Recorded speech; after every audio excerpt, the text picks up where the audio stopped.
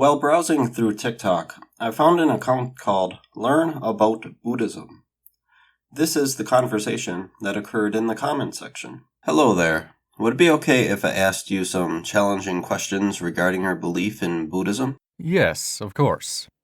I may not be able to answer all of them, though. I'm not a religious scholar. Thank you. I appreciate it greatly.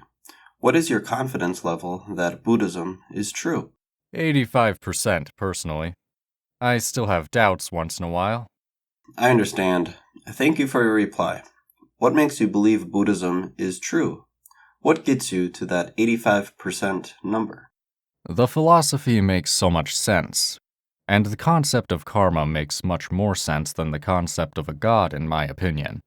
I see. What about philosophy and karma makes it more likely to be true? The philosophy personally helped me deal with my emotions. But karma makes more sense in my opinion because people see God as something that is in control of us while we have control over ourselves at the same time. But Buddhism states that everything about us is in our hands because someone in the sky cannot just pop out of nowhere and bring us to a heaven. We get ourselves to heaven by being a good person, etc., etc. That is very interesting to me. How would we know if there is a heaven or any kind of afterlife? I have no answer to that, but the closest thing to a heaven is a Pure Land. I made a post about it. I couldn't find that post. What is Pure Land? It's the post after Buddhist Facts Part 3. But in short, it is a temporary state where we are able to study Buddhism deeply with no obstructions. Oh, I see. So it is a state of mind? A Pure Land is a physical place, but I'm not 100% sure. How could we know if Pure Land exists? Sorry for not responding. But anyway, many enlightened masters proved the existence of Pure Lands, such as Tsongkhapa, Pabonka, Rinpoche, etc. What method or methods did they use to determine it exists?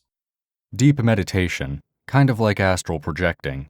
Then they wrote commentaries on such visions, etc. Can you tell me more about how this works? How do we know the visions correspond with reality? I have no idea. But the reasons why we believe this is because it was confirmed by the biggest scholars and practitioners. I understand. Last question, and then I'd like to make a request. Could the scholars and practitioners be mistaken? I don't think they're wrong, because they've shown miraculous signs like immediate recognition of scriptures, etc. And they studied furiously for decades. I know I said last question, but I'm confused.